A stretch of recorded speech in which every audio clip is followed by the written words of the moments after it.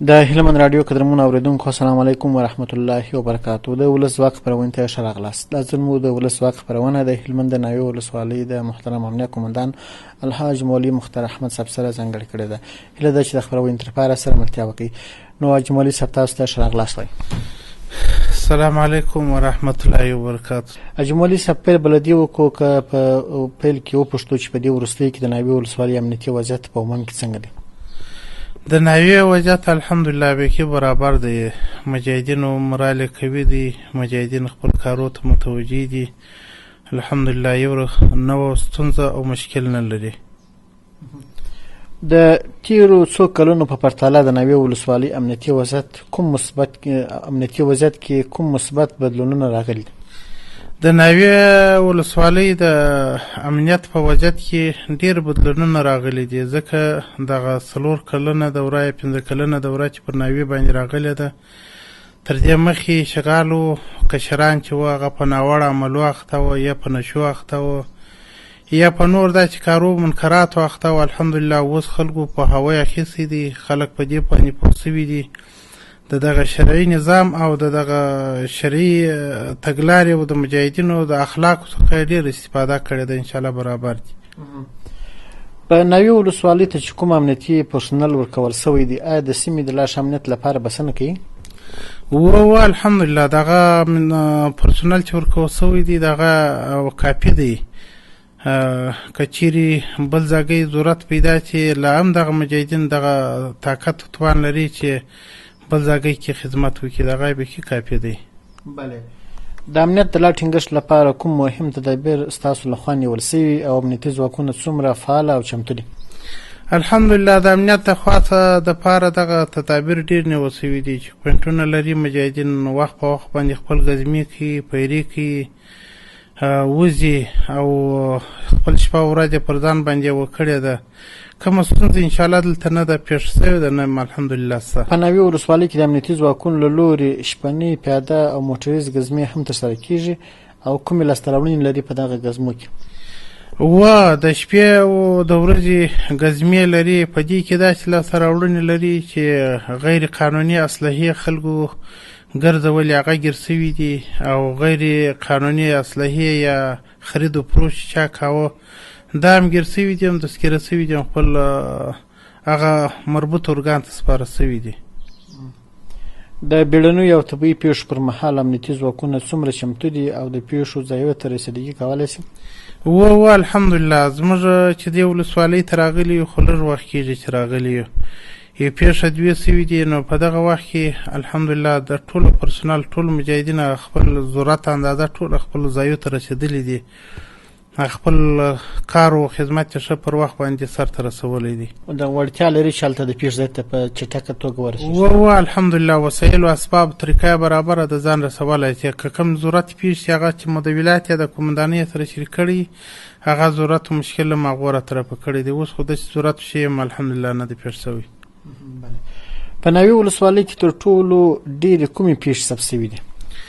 د ناوې په ولسوالۍ کې چې موږ دلته راغلي یو، خو داسې پیښې نه دي ثبت سوي. نو موږ خو لږ وخت کېږي چې راغلي یو. دلته یوه پیښه دا ثبت سوې ده چې دا خلک په اوبو کې لمبېدله یا اوبو ته لوېدلي وو، دا اوبو وړي دي. نو دغه یو دردونکې پیښې ثبت سوي دي. دغه زموږ سره سته، نور داسې پیښې الحمدلله په ناوې کې نشته. تېرو 3 میاشتو کې تاسې کومې جنایي پیښې لرئ؟ نو په تیرو 3 میاشتو کې موږ داسې جنایي پیښې خو الحمدلله دلته نه لرو، خو یا د خلکو په مابین کې عداوت او جنجال راسي، یا د کله پر موضوع باندې یا پر بله موضوع باندې. یوه پیښه موږ جنایي پیښه داسې لرو چې هغه کې قتل راغلی دی، سړی په مابین کې شهید سوی دی، خپل سره د اکا زامنو قریبانو دغه جنجال کړی دی. بل داسې پیښه الحمدلله نشته. بلې هغه موضوع څېړل سوې ده؟ هغه موضوع څېړل سوې ده. هغه کسانان چې مجرمین کسانان دي هغه ګیر سوي دي، هغه اوس هم بندیان یې قضایي ارګان ته سپاره سوي دي. نو بیا هم ولسي خلک یې په دې کې اخته دي چې دا جوړ وروغې وکړي. او په غلا، قتل، اختطاف او نورو جنایي پیښو تورن کسان چې د نظارتخانې موده یې پوره سوې وي، په څه ډول محکمې او محبس ته لیږل کېږي؟ کوم کسانان چې جنایي پیښه لري، هغه اختطافي پیښه خو الحمدلله نه ده سوې. جنایي پیښه تورن خلک چې دلته ګیر سوي په 2 ورځو کې چې زور مده بیا 3 ورځې چې رسیږي موږ دوسیه تکمیلو جنایي تکمیلي بیا دلته دسخطي او ټاپکي بیا قضا ته سپاري نو بیا چې قضا ته وسپارل بیا خو نو قضا خپل حکم پر کوي. بله تر دوسیه بشپړېدو وروسته دغه نیول سوي کسان امنیه قومندانۍ ته لیږي که محکمې ته؟ تر دوسیې وروسته چې دوسیه تکمیل شي بس محکمې ته سپارو بیا امنیه قومندانۍ د دې سره کار نشته، یعنې یوازې محکمې ته؟ یوازې محکمې ته ځو. آیا تاسو د ولسوالۍ په قومندانۍ کې د نظارت خونې د بندیانو لپاره کوم سهولتونه شتون لري؟ زموږ نظارت خونه کې هم دوی ته پکې شته، همالته اوبه شته، ترتیب یې برابر دی او کوم دغه موږ چې د غرمې دپاره یا د ماښام دپاره د مثال په توګه طالبان په معمول توګه باندې ځان ته یخی و شی راوړي هغه یخی و شی دوی ته هم توجیه کېږي او ورکوه کېږي. یعنې څه چې تاسې خوري هغه دوی ته هغه هر شی چې موږ خورو د یوه دیګه څخه د یوه دغه سمو خوراکو څښاک دی. بله د نشي توکو په وړاندې مو کوم اقدامات کړي دي او ولسونه څومره همغږي د سره لري په دې برخه کې؟ نو ولسونه ډېر همغږي په دې هکله لري. نشي توکو پر وړاندې باندې بس دغه معتادین دي یا د مثال په توګه ساکیان دي دغه خلک ډېر په عذاب دي، د دې څه په مشکل کې دي. الحمدلله خلک خپل قریبان راځي وایي دا را سره ګیر کوي، نو بیا هغه نشي توکو پر وړاندې ملګري چې دي هغه ځي په خپل کار باندې خورا ناخته یا خلک ګیروي یا سپاري قضایي ارګانو ته. یعنې په سیمه کې به چا کوکنار نه وي کرلی ستاسې کمپاینونه؟ یاره موږ په سیمه کې کوکنار نه دي پیدا کړي چې موږ راغلي دلته کوکنار مو نه دي اورېدلي چې شته. یعنې په دې برخه کې د ولس همکاري زیاته ده که څنګه؟ نو په دې کې د ولس همکاري هم زیاته ده او دا منطقه ګڼمېشته علاقه هم ده، کېدلی چې خلک دلته دا دغه نشي کولی چې داسې کوکنار و شی دلته وکړي، که دا داسې سرایي و دغه منطقه نه د غرنۍ علاقه نه ده. بله یعنې تاسو ته معلومات رسېږي که چیرې وکرل شي په دې موږ ته معلومات راکوه کېږي، خپل مجاهدین هم راته راکوي، ولس هم راته راکوي. څومره د نشي توکو په وړاندې تاسو مبارزه کوي ده او څومره په دې برخه کې تاسو له جدیت څخه کار اخلئ؟ نو موږ خو په دې کې د جدیت څخه داسې کار اخلو چې کوم ځای دا شی پیدا شي اوله پله خو هغه مجاهدین یې د بوی نه وړي موږ په جریان کې کوي قومنداني، بیا که چیرې د هغو وس توان نه کېدی بیا نور پرسونل نور مجاهدین ورته برابر ورکوو خو پاتې سوي نه دي الحمدلله. بله له ولسونو او قومي مخورو سره مو اړیکې څه ډول دي؟ آیا ولس مو ملاتړ کوي؟ الحمدلله د ولسي خلکو سره وخت په وخت باندې ناسته کوو، د لې ترازي مجلسونو سره کوو، کومه نیمګړتیا یا شی چې په منطقه کې دوی موږ ته ووایي انشاءالله موږ په هغه کې خپل وس کومک سره کوو. د دغه ناستو په تړاو کله چې تاسو د ولسي مشرانو سره ناستې کوئ د قومي مشرانو او علماو سره ناستې څومره مؤثریت لري، څونه اهمیت لري د امنیت په تامین او ټینګښت کې؟ اهمیت په تامین او ټینګښت کې ډېرې ګټورې دي، که د علماو سره که د مخورو سپین ږیرو سره یو ګټه خو دا لري چې هغه خپل کشران ته کوم پوهوي چې زموږ سره کومه خبرې چې په کشرانو یا په ولس کې دا کار نه وای هغه خبره یاداشت هغه دوی خپل کشرانو ته رسوي، نو په 100% کې تقریبا 15-20% هغه د خبرو د مجلس له لارې هغه مشکل حلیږي. د خلکو شکایتو ته د رسېدو لپاره کومه ځانګړې لاره شته او کومې اسانتیاوې مو ورته برابرې کړي دي؟ د خلکو د شکایتو ته د رسولو خو یو خدا دی چې امنیه قومندانۍ کشفی که ورځې د دوی پر مخ لاسته د دا نسته چې رسمیت یا غیر رسمیت هغه که څوک یې که نه یې په اداره کې زموږ ملګري ناستي ستا دا او پل موږ ټلیفونانو لمبرونه مو ورته ورکړي دي، د ټلیفون په ذریعه باندې چې کومه ستونزه چې دوی موږ ته وایي هغه صحیح مجاهدینو ته بیا موږ خبرو کوو هغه رسیدګي ورته کوي. یعنې د ټلیفوني تماس ته هر سړی رسیدګي کولی شي؟ ټلیفوني تماس اکثره سره زموږ خپل لمبرونه ستا ورسره عیار معلومات سره لرو.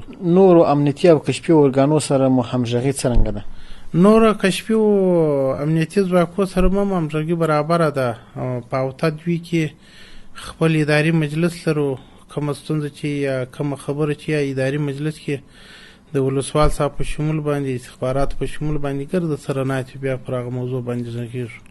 بله د امنیتي ځواکونو د ښوونې او روزنې په برخه کې څه پرمختګ شوی دی او مسلکي امنیتي ځواکونه لري؟ الحمدلله د ښوونې او روزنې په برخه کې خو یو دلته دا ښوونه او روزنه ده چې کېږي یو هغه دی چې هلته وخت په وخت باندې سیمینارونه ورته ورکول کېږي، غواړي هغه خو هلته ورسو.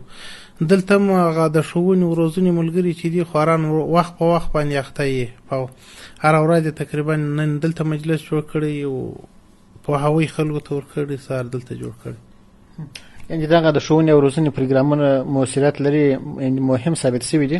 ونه دا په دې مهم ثابتېږي یو مجاهد یا یو څوک چې خپل په مسلک باندې کمزوري لري، بیا چې دا پوښتنه جنې وشي، غوښتنه جنې وشي، دی په کار کې کمزوري راشي، بل وخت دی خپله کوشش کوي چې هغه کې ځان بیا دې ته مجبوره نه کړي چې هغه کمزوري راشي.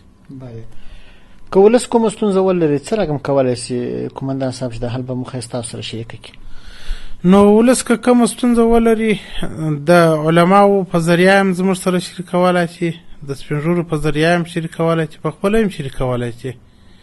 هغه که په هره نوع هر بخش کې موږ انشاءالله ولادي دغه شرکت کې د دوی د خوا ممانعت نشته چې میره تر شي. یعنې د امنیه قومندانۍ دروازې خلاصې د خلکو دروازې خلاصې دي، او که شپه یې که ورځ که په شپه راځي که په ورځ راځي خلاصې دي دروازې څوک شته. که تر فتحې مخکې ستاسې د مسؤلیتونو او خدمتونو په اړه معلومات راکړئ چې تر فتحې مخکې کوم مسؤلیتونه لرله او په کومو سیمو کې وه؟ تر فتحې مخکې خو موږ په خپله مختلف مسؤلیتونه کړي دي. د ولایت د استخباراتو مسؤلیت مو کړی دی، د ولایت د ولایت کمیسیون په عضویتوب باندې مو په کلو کار کړی دی. د ولسوالیو نظامي مسؤلیتونه مو کړي دي، د ولسوالیو نظامي کمیسیونو مسؤلیتونه مو کړي دي. مختلف مسؤلیتونو کې موږ راغلي یو. بله، دا مسؤلیتونه ټول په هلمند کې وه که له هلمند څخه بهر وه؟ ټوله په هلمند کې وه. اوله پله کې چې وه زه د ګرشت د ولسوالۍ د نظامي کمیسیون مسؤل پاتې شوی یم، په دوم قدم کې بیا د ناوې د کمیسیون مسؤل پاتې شوی یم، بیا د باباجي مسؤل تېر شوی یم، بیا تر هغه وروسته په کمیسیون کې د ولایت شوی یم، تر هغه وروسته د ولایت د کمیسیون څخه بیا ابو خالد صاحب چې و د ناصراج عمومي مسؤل و، ما د معاون په صفت باندې کار کوه، نظامي مسؤلیت مې هلته ورسره کوه، پر غاړه مې و. بیا زه خپله د مرجع مسؤل تېر شوی یم، د باباجي مسؤل تېر شوی یم، بیا وروسته استخباراتو دوه مسؤل تېر شوی یم. یعنې بېلابېلې دندې مو اجرا کړي؟ بېلابېلې دندې مو اجرا کړي دي. محترم مولوي صاحب، آیا ستاسو د ناوې ولسوالۍ په ټولو سیمو کې د امنیتي ځواکونو فعاله پوستې لري؟ وه فعاله پوستې شپه ورځ ته په ټوله ساحه کې، که په شپه کې که په ورځ کې مجاهدین خپل په پوستو کې وجود لري، خپل په پوستو باندې شته. بله، دا چې ناوه ولسوالۍ د مرکز لښکرګاه او جنوبي ولسوالیو په لارې پرته ولسوالۍ ده، پر دې لارو د مسافرو لپاره د امنیت په ټینګښت کې کوم اطمینان تاسې ورکولی شئ؟ موږ مکمل اطمینان د ټولو مسافرو ته ورکولی شو. د دې څخه یو اطمینان مو دا دی چې پرې کې بله ورځ موټر خراب شو، خلک د دې سره مخ وو چې یا تږي شي یا د هلاک شي. الحمدلله بیا مجاهدینو چې خبر موږ ته راورسېدی په ډېر چټکۍ باندې ځان ورورسوه، خلک یې راشوه کړه. نو که پرې کې که په وطن کې چې هر ځای انشاءالله موږ دا وزر نه لرو ځان رسولی شو. اکثره وخت په دغه ریګو ساحو کې خلک نه درکه کېږي، لکه څه دی مولوي صاحب؟ علت خو نو د خلکو یو علت دا دی چې د دوی په خپله ناپوهي ده پر داسې لارو باندې چې ځي چې هغه نورې سمې لارې چې دوی پر ریګونو لارې ځي. دوم علت یې دا دی چې بعضې خلک راولاړېږي، دغه نه غواړي چې په چا باندې ځان وویني، نو باره داسې یو لار واخلي چې څوک را خبر نه شي، نو هغه دا مشکله سره مخ شي. یعنې پټ ډول باندې ځي؟ پټ ډول باندې ځي. بله، نو که چیرې بیا امنیتي ځواکونه په خبر نه شي، سرنوشت یې بیا څه ډول دی؟ نو که امنیتي ځواکونه دوی په جریان کې وانه چې بیا خو نه سرنوشت د تباهي سره مخ دي، ځکه نو بیا خو د هغو مسؤلیت نه دی، خبر نه دي، معلومات نه لري.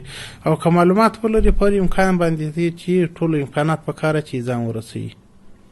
ډېره مننه. ناوه ولسوالي د هلمند په سطحه د لویو ولسوالیو څخه شمیرل کېږي. تاسو د امنیت په بخش کې کومې لاسته راوړنې لرئ چې تاسو دا لاسته راوړنې درلودلې دي؟